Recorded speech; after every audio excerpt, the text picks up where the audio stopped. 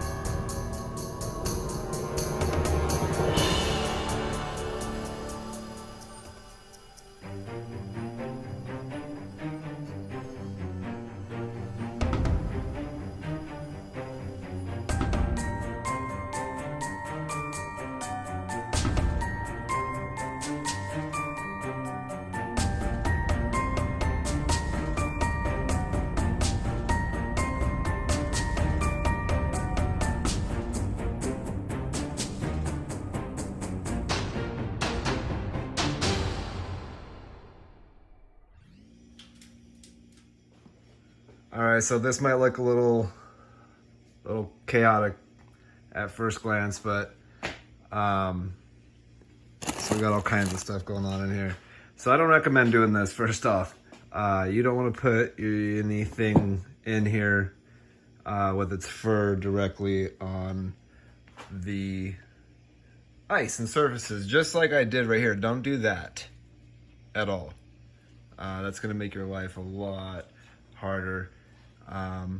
Yeah, I get to have some fun getting that guy out.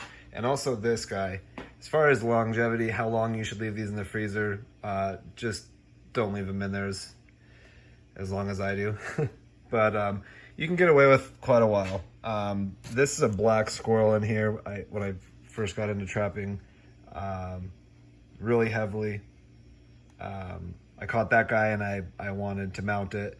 So he's been hanging out in here for a couple of years. I have some other critters that I have had in here like this that weren't bagged up, skinned and stuff like that. That's a whole entire black squirrel sitting in there. And it just took forever. I had to very carefully thaw it out enough to be able to get it out. But when I went to skin it and flush it, it really held up well. And it tanned out well. Everything was okay, so you just don't want to do that. This one in particular, I wanted to learn some taxidermy skills, so I wanted to order a mount online and then do this one myself. So that is why it's sitting directly in my freezer like that. These were something I caught like 6 or so squirrels on my lunch break. So it takes me about 20 minutes to get home, 20 minutes to get back to work. I had 20 minutes here, and the best I could do was get them all out of the traps and then get them somewhat positioned and then let them cool down. I like to, before I throw them in the freezer, try to lay them out so they can, with their arms out. So when I was meaning by cool down, usually if I've got some time, I'll take the squirrels out of the trap or the critter, mainly the squirrels, out of the trap because I usually catch quite a few of them at a time. I'll take them out and then I'll bring them in and then just lay them out. I try to lay them out as best as possible, kind of laid out. That way when they thaw and you go to skin them, you're not fighting, the stiff joints, trying to get them in a position where you can get a clean first cut and do all your skinning. So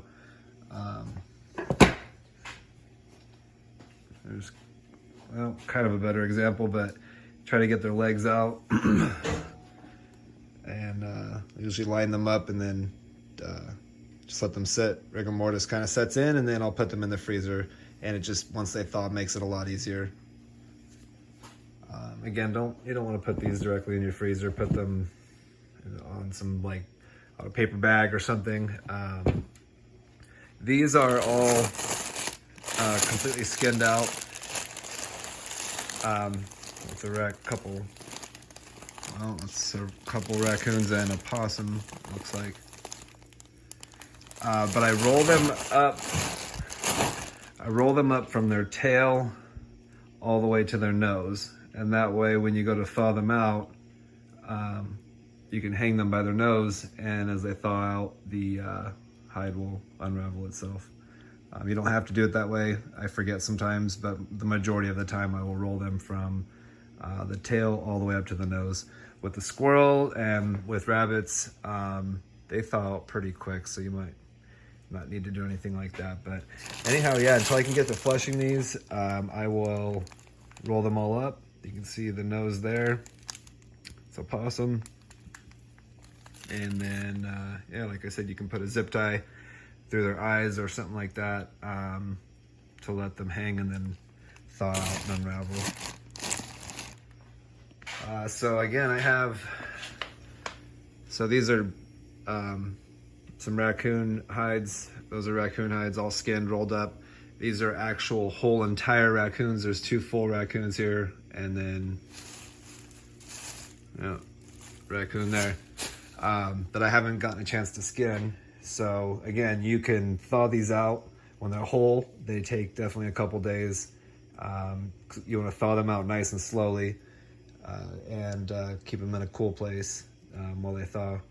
But you can thaw them out, skin them if you can't get to fleshing them. I would highly recommend fleshing them at that time, but you can get away with rolling them up like this and then refreezing them until you can get back to them. So yeah, that's what I do. That's kind of the preservation process as you're trucking along, getting into trapping, and you don't do it full time. You're doing it before work, during your lunch breaks, after work. So yeah, hopefully that will help you guys. All right, if you guys found this video to be helpful, or if you learned anything, please hit the subscribe button. You will be getting some more content on fur handling, and definitely hit the like button as well. Thanks.